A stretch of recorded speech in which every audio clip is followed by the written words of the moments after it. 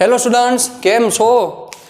મજામાં, મોજમાં, લેરમાં. આજનું સેશન ખૂબ જ તાકાતવર અને ખૂબ જ ઇમ્પોર્ટન્ટ જે ટોપિક ઉપર આપણી ડિસ્કશન કરવાની છે એ છે એમ્પિયર સર્કિટલનો નિયમ. બરોબર, એમ્પિયર સર્કિટલનો નિયમ. આન્દ્રે મેરી એમ્પિયર નામના સાયન્ટિસ્ટે ખૂબ અગત્યના નિયમ વિશે ચર્ચા કરી,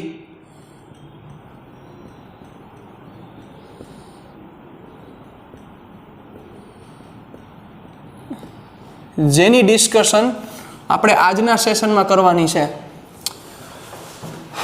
કોપી ટુ કોપી આ જે નિયમ છે, આ નિયમ કોના જેવો છે? આપણે વિચારીએ તો આ નિયમ કોના જેવો છે? આ નિયમ બેઠે બેઠો ગોસના નિયમ જેવો જ છે. થોડાક ચેન્જીસ છે, બાકી બધું કોપી ટુ કોપી, બધી વસ્તુ સેમ. તમે જે ન્યા રૂલ્સ એપ્લાય કરતા હતા એ જ બધા રૂલ્સ અહીં એપ્લાય કરવાના થશે. તો આ નિયમે શું સમજાવ્યું? તો એના માટે મારે તમને ચેપ્ટર નંબર 1 ને યાદ કરાવડાવવું પડશે કે ગોસના નિયમે શું સમજાવ્યું.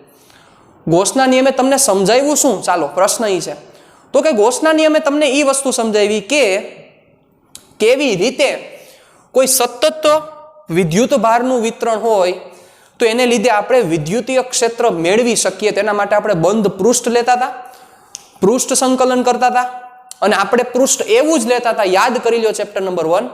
આપણે પૃષ્ઠ એવું જ લેતા હતા કે જે પૃષ્ઠ પરના દરેક બિંદુએ વિદ્યુત ક્ષેત્રનું મૂલ્ય અચળ હોય. યાદ કરો, અનંત લંબાઈનો સળિયો છે તો આપણે એને નળાકાર ધારેલો હતો. શું કામ? તો કે ચુંબકીય ક્ષેત્ર કેવું હોય? તો કે સમાન હોય. એવી જ ડિસ્કશન આ છે, એ જ ચર્ચા, એવી જ ચર્ચા આપણે આમાં કરવાની છે. એટલે એમ્પિયર સર્કિટલ નામના સાયન્ટિસ્ટે, એટલે કે એમ્પિયર નામના સાયન્ટિસ્ટે એક સર્કિટલ નિયમ આપ્યો. જેમ વિદ્યુત ક્ષેત્ર છે એ વિદ્યુત ક્ષેત્રનું બંધ વક્ર પરનું રેખા સંકલન થઈ શકે, એવી જ રીતે ચુંબકીય ક્ષેત્રનું બંધ વક્ર પરનું રેખા સંકલન કરવાનું છે આપણે. હું બરોબર બોલું છું? પૃષ્ઠ સંકલન આપણે ગોસના નિયમમાં ડિસ્કશન કર્યું, તો અહીંયા આપણે રેખા સંકલનનો કોન્સેપ્ટ છે સાહેબ. કેનો કોન્સેપ્ટ છે? રેખા સંકલનનો. એટલે કે ચુંબકીય ક્ષેત્રનું રેખા સંકલન મારે કરવાનું થશે.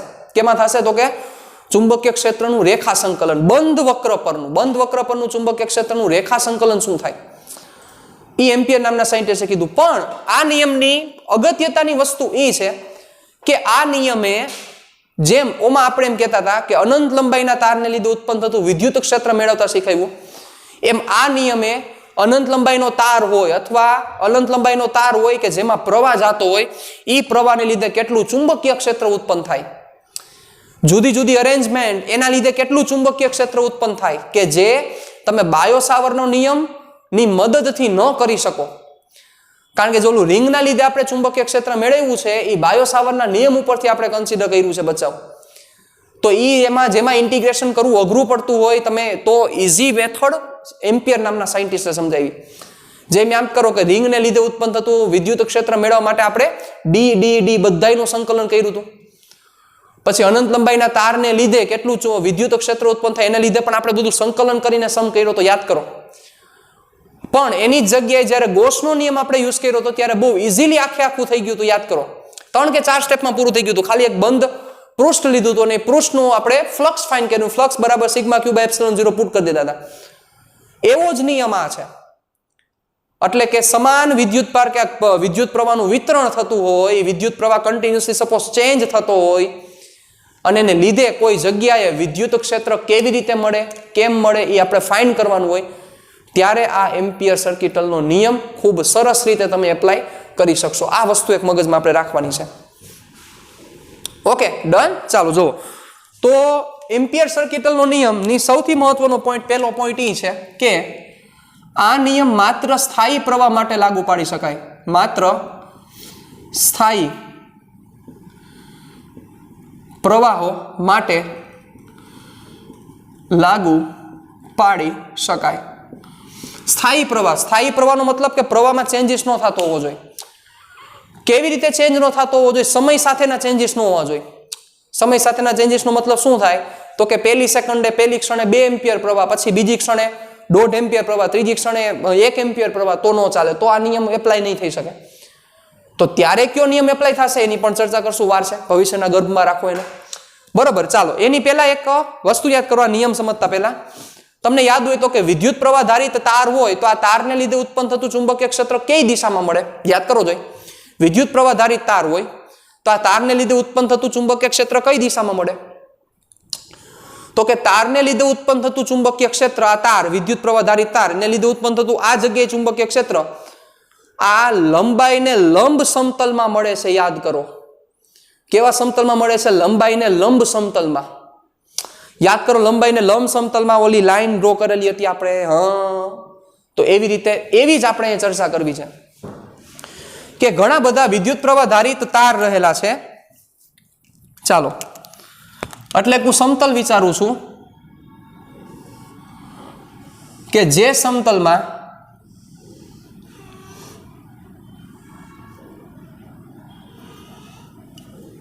આ સમતલ વિચાર્યું છે કે જે સમતલમાં ઘણા બધા વિદ્યુત પ્રવાહધારિત તાર રહેલા છે. ઓકે, ચાલો હવે આ સમતલ છે એ કેવી રીતે છે? તો કે તારની લંબાઈ છે ને લંબ સમતલ આ લીધેલું છે. એટલે તમે આવું વિચારી શકો, તમને શોર્ટ એન્ડ સ્વીટમાં સમજાવું તો આવું થાય. આ સમતલ છે તો તાર આવી રીતે છે, આમ. સમજી ગયા? આમ ડન. એવી રીતે આખું રહેલું છે. ઓકે, હવે જોજો, ધ્યાન આપજો. દરેકમાંથી વહેતો પ્રવાહ કંઈક છે. I1, I2, I3, I4, I5 અને I6 બધી સામ્યતા છે સાહેબ. તમને આવશે એટલે તમને મેળ સમજાઈ જશે કે ઓહો સાહેબ આ તો કાંઈ નથી, આપણે જે ઓલું ભણ્યા હતા એ જ છે, કોપી ટુ કોપી. બરોબર, ચાલો જુઓ. હવે તો એમ્પિયર નામના સાયન્ટિસ્ટે શું એનો સ્ટેટમેન્ટ આપ્યું કે ચુંબકીય ક્ષેત્રમાં, ચુંબકીય ક્ષેત્ર ક્યાં હશે? ચુંબકીય ક્ષેત્ર તો કે આ લંબાઈને લંબ સમતલમાં ચુંબકીય ક્ષેત્ર હશે. તમે ચુંબકીય ક્ષેત્રમાં તમે કોઈ બંધ વક્ર વિચારી લ્યો. બંધ વક્ર, તમને મન થાય એવો બંધ વક્ર વિચારો. ચાલો, આ બંધ વક્ર, મન થાય એવો બંધ વક્ર. બરાબર, આ બંધ વક્રમાં ઓબ્વિયસ છે દરેક બિંદુએ ચુંબકીય ક્ષેત્ર રહેલું હશે. દરેક બિંદુએ ચુંબકીય ક્ષેત્ર હશે. તો બંધ વક્ર પરનું ચુંબકીય ક્ષેત્રનું રેખા સંકલન, બંધ વક્ર પરનું ચુંબકીય ક્ષેત્રનું રેખા સંકલન. હવે તમે વક્ર કેવી રીતે વિચારો છો? તમે વક્રની દિશા આમ લ્યો છો. ચાલો, કારણ કે વક્ર છે તો વક્રની દિશા આપણે મેન્શન કરવી પડશે. વક્રની દિશા સપોઝ તમે આમ લ્યો છો, કારણ કે DL DL DL DL DL DL DL DL DL તમારે ભેગા કરવાના છે.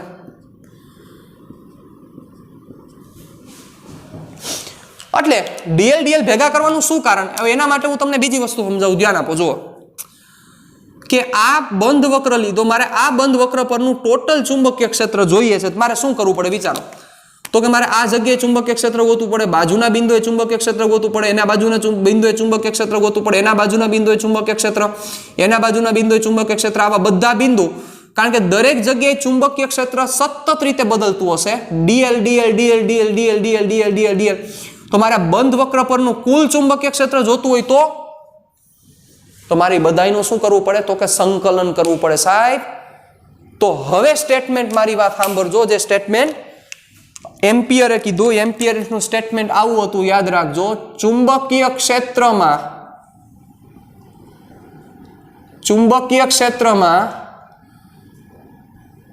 ચુંબકીય પ્રેરણનું, ચુંબકીય પ્રેરણ એટલે કે બી, ચુંબકીય પ્રેરણનું બંધ વક્ર પરનું, ચુંબકીય પ્રેરણનું બંધ વક્ર પરનું રેખા સંકલન એ તે બંધ વક્ર વડે ઘેરાતા વિદ્યુત પ્રવાહના બેઝિક સરવાળા અને શૂન્યાવકાશની પરમિએબિલિટીના ગુણાકાર જેટલું હોય છે. સિમ્પલ સ્ટેટમેન્ટ છે. ચુંબકીય ક્ષેત્રમાં એટલે ઇન ધ મેગ્નેટિક ફિલ્ડ, ચુંબકીય ક્ષેત્રમાં, ચલો અહીંયા ચુંબકીય ક્ષેત્ર બધે રહેલું જ હશે. ચુંબકીય ક્ષેત્રમાં ચુંબકીય પ્રેરણનું, ચુંબકીય પ્રેરણ એટલે બી નું બંધ વક્ર પરનું, બંધ વક્ર એટલે બંધ વક્ર, બંધ વક્ર પરનું રેખા સંકલન એટલે ડીએલ, સંકલન ડીએલ બંધ વક્ર એ રેખા સંકલન કોના બરાબર? તો કે આ બંધ વક્ર વડે ઘેરાયેલા વિદ્યુત પ્રવાહ નો બેઝિક સરવાળો, બેઝિક સરવાળો એટલે પ્લસ હોય ત્યારે પ્લસ, માઇનસ હોય ત્યારે માઇનસ. હલવાણી માતા ગરબે રમે, પ્લસ કોને લેવું માઇનસ કોને લેવું સમજાવીશ, શાંતિ રાખો. તે બંધ વક્ર વડે ઘેરાયેલા વિદ્યુત પ્રવાહના બેઝિક સરવાળા અને શૂન્યાવકાશની પરમિએબિલિટીના ગુણાકાર જેટલું હોય છે. આવું એમ્પિયર નામના સાયન્ટિસ્ટે પ્રૂવ કર્યું. સર્કિટલનો નિયમ એટલે આખું બંધ વક્ર એનો નિયમ. તો હવે અહીંયા જે સ્ટેટમેન્ટ છે એ સ્ટેટમેન્ટ લખો. શું સમજાવ્યું એમ્પિયરે? કે ચુંબકીય ક્ષેત્રમાં ચુંબકીય પ્રેરણનું બંધ વક્ર પરનું રેખા સંકલન એ તે બંધ વક્ર વડે ઘેરાયેલા વિદ્યુત પ્રવાહોના બેઝિક સરવાળા એટલે સિગ્મા આઈ અને શૂન્યાવકાશની પરમિએબિલિટી એટલે મ્યુ 0 ના ગુણાકાર જેટલું હોય છે. So therefore integration over close loop B dot dl is equal to mu 0 sigma I. આ સ્ટેટમેન્ટ બન્યું કે જેને એમ્પિયરનો સર્કિટલ નિયમ કહે છે, એમ્પિયરનો નિયમ કહે છે. 3 માર્કનો ગુજરાત બોર્ડમાં પૂછાઈ શકે એવો પ્રશ્ન સાહેબ, ખૂબ જ અગત્યનો. ઓલો 4 માર્કનો હતો, વિદ્યુત પ્રવાહ ધારિત રિંગને લીધે ઉત્પન્ન થતું ચુંબકીય ક્ષેત્ર, એ 4 માર્કનો પ્રશ્ન હતો અને 3 માર્કનો પૂછાઈ શકે એવો ગુજરાત બોર્ડમાં પૂછાઈ શકે એવો પ્રશ્ન. બરોબર, ધ્યાન રાખવા જેવું છે, ધ્યાન આપજો. ચાલો, શું થયું ફરીથી સાંભળો. ચુંબકીય ક્ષેત્રમાં સ્ટેટમેન્ટ આ લખેલું છે એના મુજબ જ તમારે બોલવાનું છે સાહેબ, કાંઈ નવીન નથી કરવાનું. ચુંબકીય ક્ષેત્રમાં ચુંબકીય પ્રેરણનું બંધ વક્ર પરનું કેવું સંકલન? રેખા સંકલન તે બંધ વક્ર વડે ઘેરાયેલા વિદ્યુત પ્રવાહોના બેઝિક સરવાળા અને શૂન્યાવકાશની પરમિએબિલિટીના ગુણાકાર જેટલું હોય છે. પૂરી થઈ ગઈ વાત. આ સ્ટેટમેન્ટ તમારે 10 વાર લખીને મને દેવાનું છે. ક્યુ સ્ટેટમેન્ટ? આ સ્ટેટમેન્ટ અને એનો રૂલ, સ્ટેટમેન્ટ અને એનો રૂલ, સ્ટેટમેન્ટ અને એનો રૂલ 10 વાર લખીને, એટલે આ સૂત્ર અને આ સ્ટેટમેન્ટ વ્યવસ્થિત રીતે. ખાસ વસ્તુ વ્યવસ્થિત ફરીથી હું તમને સમજાવવા માંગુ છું કે જે તમે પ્રવાહ લેવાના છો એ પ્રવાહના બેઝિક સરવાળા કરવાના છે અને એ પ્રવાહ કયો લેવાનો છે? બંધ વક્ર વડે ઘેરાયેલો પ્રવાહ. તો બંધ વક્ર વડે ઘેરાયેલા પ્રવાહમાં જો ચર્ચા કરું તો I1, I2, I3 અને I4 આવશે, I5 અને I6 નહીં આવે.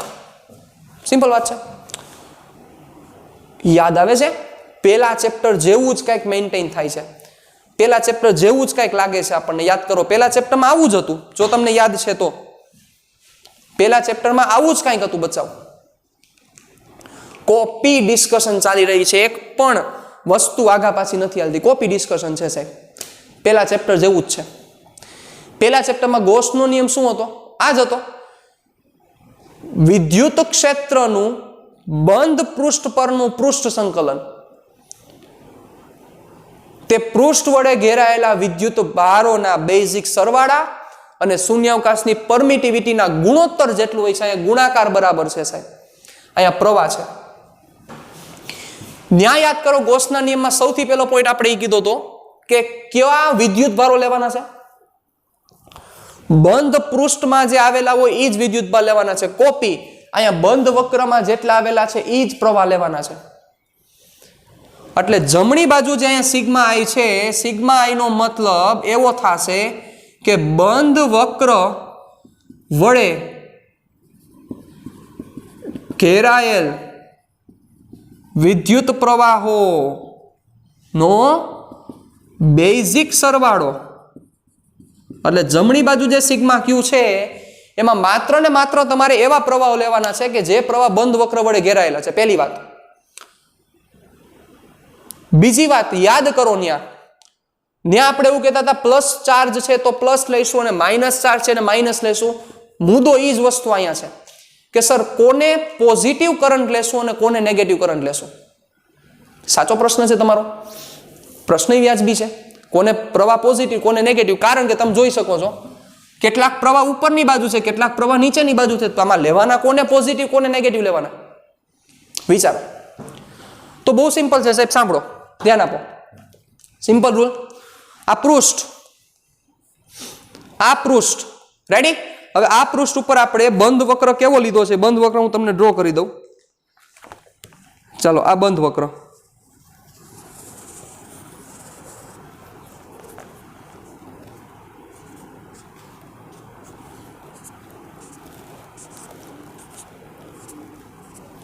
ચાલો, આવી રીતે આપણે બંધ વક્ર લીધેલો છે. જોજો, ક્લિયર દેખાતું હશે તમને વ્યવસ્થિત. આ બંધ વક્ર. હવે નાના છોકરાઓ નથી, આવી બધી વસ્તુ સમજાય. આ બંધ વક્ર. ઓકે, ચાલો. તો તમારે શું કરવાનું છે? સાવ સિમ્પલ છે. આમાં વિદ્યુત પ્રવાહ કેવી રીતે જાય છે? જો કે I1 જોવો, I1 તો I1 આ દિશા પ્રવાહની દિશા છે. એટલે I1 આવી રીતે આવે છે, આમાંથી બહાર નીકળે છે. એટલે આમ I1 છે. એટલે કે I1 છે એ આ બંધ વક્રમાંથી બહાર નીકળતો પ્રવાહ છે. ઓકે, I2 અંદર જાય છે, I3 અંદર જાય છે અને I4 પાછો બહાર નીકળે છે. ખોટો છું? ના, બરોબર છે. અને I5 અને I6 ને તો લેવાના નથી. સિમ્પલ છે. તો હવે કયા પ્રવાહને ધન લેવા અને કયા પ્રવાહને ઋણ લેવા, એના માટે તમારે શું કરવાનું છે કે આ પૃષ્ઠને લંબ સ્ક્રૂ મૂકી દો. મૂકો સ્ક્રૂ, પૃષ્ઠને લંબ સ્ક્રૂ મૂકો. હવે તમે જે રીતે વક્ર લીધો છે એ દિશામાં સ્ક્રૂને રોટેટ કરો. તમે જે રીતે વક્ર લીધો છે એ દિશામાં સ્ક્રૂને તમે રોટેટ કરો. તમે વક્ર કેવી રીતે લીધો છે જોવો, આવી રીતે. તેવી રીતે સ્ક્રૂને રોટેટ કરો. એટલે તમે વક્ર લીધો છે આમ, સ્ક્રૂને રોટેટ કરો. વક્ર કેમ લીધો છે? આમ. જો એરા મારેલા છે, એરા માર્યા છે એ પ્રમાણે. કારણ કે ડીએલ ની દિશા લેવી પડશે ને. ડીએલ જરાય જરૂર નથી. તમે આ ઊંધું પણ લઈ શકો, મને કોઈ પ્રશ્ન નથી કાંઈ. બરોબર, ચાલો. ઊંધું એટલે કે તમારે દિશા આમ લેવી છે તો હાલે, કોઈ નાનો પાડે. એટલે તમારે પૃષ્ઠ આ જે સમતલ છે, સમતલને લંબ સ્ક્રૂ મૂકવાનો છે. સ્ક્રૂ મૂકી દીધો. હવે જેમ વક્ર છે એ પ્રમાણે સ્ક્રૂને ફેરવો. સ્ક્રૂની દિશા જે બાજુ થાય એ દિશાના પ્રવાહ ધન લેવાના છે અને સ્ક્રૂની દિશા, ગતિની દિશાની વિરુદ્ધ દિશાના પ્રવાહ છે એને ઋણ લેવાના છે તમારે. પૂરી થઈ ગઈ વાત. હલવાઈ ગયા પાછા. ફરીથી આંબરો. આ પૃષ્ઠ, આ સમતલને લંબ સ્ક્રૂ મૂકો. બંધ વક્ર લીધો છે એ પ્રમાણે સ્ક્રૂને રોટેટ કરો. કર્યો રોટેટ. હવે સ્ક્રૂની ગતિની દિશા જે દિશામાં હોય, એટલે કે વિચારો અહીંથી શું છે તો કે અહીંયા એન્ટી ક્લોકવાઇઝ છે. એન્ટી ક્લોકવાઇઝ એટલે સ્ક્રૂ બહાર નીકળશે. તો બહારની દિશાના પ્રવાહ બધાય ધન અને એને વિરુદ્ધ દિશાના પ્રવાહ બધાય તમારે ઋણ લેવાના છે. પૂરી વાત થઈ ગઈ. હાલો, ક્લિયર? તો વિચારો અહીંયા કોણ ધન ને કોણ ઋણ આવે. ચાલો કયો જોઈએ. આ રીતના રાખ્યું. પૃષ્ઠને લંબ સ્ક્રૂ મૂકો. પૃષ્ઠને લંબ સ્ક્રૂ મૂકેલો છે. હવે સ્ક્રૂને કઈ દિશામાં તમારે રોટેટ કરવાના છે? વક્રની દિશામાં રોટેટ કરો. વક્ર આમ છે એટલે એને એ રીતના રોટેટ કરો. એટલે એન્ટી ક્લોકવાઇઝ, એટલે બહાર નીકળો. તો બહારની દિશાના પ્રવાહ બધા ધન, એટલે કે જે પ્રવાહ બહાર નીકળે છે એ ધન અને અંદર જાય છે એ ઋણ. એની જગ્યાએ જો વક્ર આમ હોત, આમ વક્ર હોત તો સ્ક્રૂ કઈ બાજુ જાત? અંદર તરફ જાત. તો નીચેના પ્રવાહ બધા ધન અને ઉપરના પ્રવાહ બધા ઋણ. મતલબ કયા પ્રવાહ ધન અને કયા પ્રવાહ ઋણ લેવાના એ સ્ક્રૂની ગતિની દિશા નક્કી કરશે. અને સ્ક્રૂ તમારે કેવી રીતે ફેરવવાનો છે કોણ નક્કી કરશે? તમે જે વક્ર લીધો છે એ નક્કી કરશે. Got it? ચાલો ધ્યાન આપજો. તો હવે એ રીતે હું તમને પ્રવાહ ધન અને પ્રવાહ ઋણ લેવાની એક વસ્તુ છે એ તમને લખી દો એટલે તમને કામ થાય. સ્ક્રૂને સમતલને લંબ મૂકો.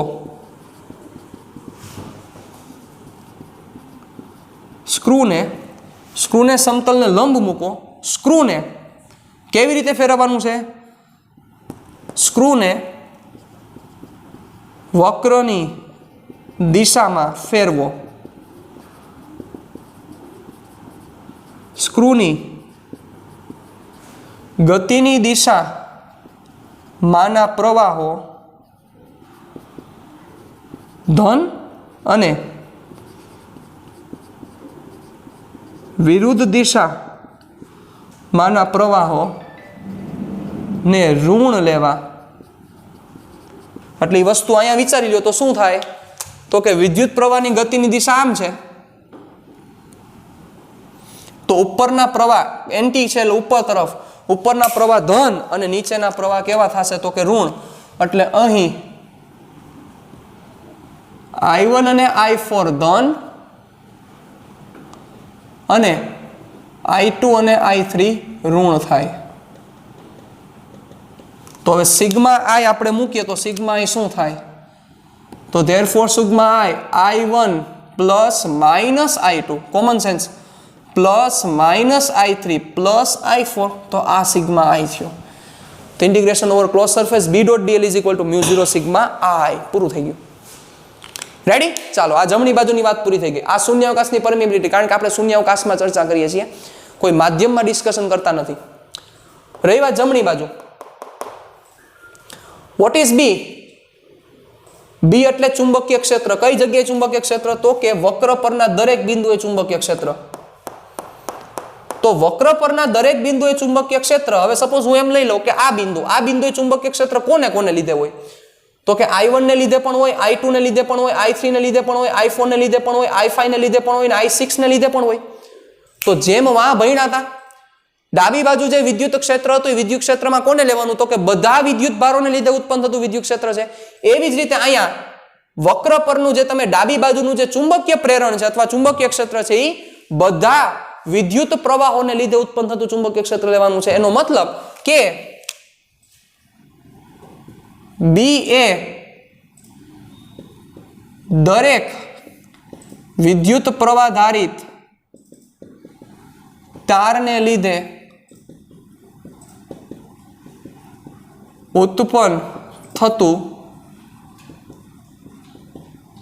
ચુંબકીય ક્ષેત્ર છે. એટલે ડાબી બાજુ જે તમે કન્સિડર કરો છો એ દરેક વિદ્યુત પ્રવાહ ધારિત તારને લીધે ઉત્પન્ન થતું ચુંબકીય ક્ષેત્ર તમારે કન્સિડર કરવાનું છે. પણ જમણી બાજુમાં કયા પ્રવાહ લેવાના છે? તો કે જે પ્રવાહ બંધ વક્ર વડે ઘેરાયેલા હોય, માત્ર ને માત્ર તે પ્રવાહ આપણે ધ્યાનમાં લેવાના છે. બીજા એકેય પ્રવાહ મગજમાં નથી રાખવાના. રેડી? ચાલો, હવે અહીંથી એ સમજી શકશો કે માત્ર સ્થાયી પ્રવાહ માટે શું કામ લાગુ પાડી શકાય. સૌથી પહેલું રીઝન, પ્રવાહ ચેન્જ થાય તો કન્ટિન્યુઅસલી ચુંબકીય ક્ષેત્ર ચેન્જ થાય, તો આ નો ચાલી શકે સાહેબ. અને પ્રવાહ ચેન્જ થાય સ્થાયી પ્રવાહ એટલે સમયથી આમ કહી શકે સમયથી વિપરીત છે. ગુજરાતી સમયથી સ્વતંત્ર છે. સમયથી સ્વતંત્ર એવો પ્રવાહ હોય તો આ ચુંબકીય ક્ષેત્ર દરેક બિંદુએ બદલશે નહીં. અને જો ચુંબકીય ક્ષેત્ર બદલે, કારણ કે પ્રવાહ ચેન્જ થાય તો ચુંબકીય ક્ષેત્ર દરેક બિંદુએ ચેન્જ થાય, ચુંબકીય ક્ષેત્રના ફેરફારને લીધે બહુ અગત્યની ઇફેક્ટ જોવા મળે કે જે અગત્યની ઇફેક્ટ ભણવાની હજી વાર છે. એટલે આપણે જે સર્કિટલનો નિયમ જે લઈએ છીએ એ સર્કિટલના નિયમમાં માત્ર ને માત્ર સ્થાયી પ્રવાહ માટે જ એપ્લાય થશે સાહેબ. એટલે એમ્પિયરે માત્ર ને માત્ર સ્થાયી પ્રવાહ માટે આ ઇક્વેશન આપેલું હતું. હવે આ ઇક્વેશન છે એ બેઝિક ઇક્વેશનના પાયાના મેઇન 4 ઇક્વેશનોમાંનું એક છે. એટલે કે યાદ કરો તમે મેક્સવેલને, જેમ્સ ક્લર્ક મેક્સવેલ નામના સાયન્ટિસ્ટે 1864ની સાલમાં વિદ્યુત ચુંબકીય શાસ્ત્રના મેઇન 4 પાયા આપ્યા, 4 નિયમો કીધા.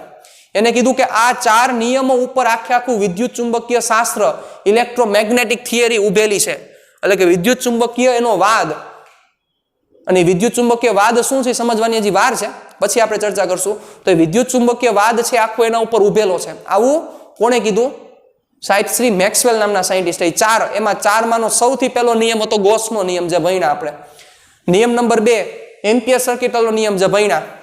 હજી આ નિયમમાં થોડાક ચેન્જીસ છે, એ આપણે હજી એડ કરશું, વાર છે. 2 પછી નંબર 3 નો નિયમ છે કે ચુંબકીય ક્ષેત્ર બંધગાળા રચે છે, એટલે ચુંબકીય ક્ષેત્રનું પણ પૃષ્ઠ સંકલન શું થાય એની ચર્ચા.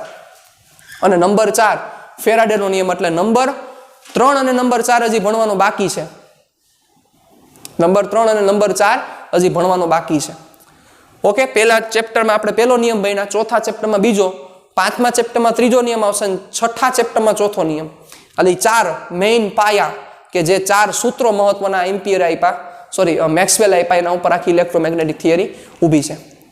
હવે અહીંથી જ તમે એ યાદ કરી લો કે તમે કેવી રીતે વિદ્યુત ક્ષેત્ર મેળવતા હતા. યાદ કરો તો કે વિદ્યુત ક્ષેત્ર મેળવવા માટે આપણે શું કરતા હતા, તો કે આપણે બંધ પૃષ્ઠ લેતા હતા કે જે પૃષ્ઠ પરના દરેક બિંદુએ વિદ્યુત ક્ષેત્ર અચળ હોય. એટલે થતું તો શું, યાદ કરો, અહીંથી બી સીધો બહાર નીકળી જાય, બી ને તમે કરતા, ઈ ને તમે કરતા કરી દો એટલે તમને direct 2k lambda by r sigma by 2 epsilon naught કે ક્યુ બાય r સ્ક્વેર બધું મળી જાય. યાદ કરો. તો એવી જ રીતે આપણે અહીંયા કરવાના છીએ. અહીંયા આપણે પૃષ્ઠની જગ્યાએ એવો એક આખો બંધ વક્ર વિચારશું કે જે બંધ વક્ર પરના દરેક બિંદુએ ચુંબકીય ક્ષેત્રનું મૂલ્ય અચળ છે. દરેક બિંદુએ ચુંબકીય ક્ષેત્રનું મૂલ્ય અચળ છે. અહીંથી ચુંબકીય ક્ષેત્રને તમે બહાર કાઢી લ્યો, કારણ કે અચળ હશે એટલે તો જ બહાર નીકળશે, અને અચળ હશે બહાર નીકળશે એટલે ઈ બી ને કરતા કરો એટલે તમને ડાયરેક્ટ તમારે જેના લીધે ચુંબકીય ક્ષેત્ર જોઈએ છે એ મળી જશે. સાવ સિમ્પલ. તો આ વસ્તુ ઉપર થોડુંક વર્કિંગ કરવાનું રહેશે.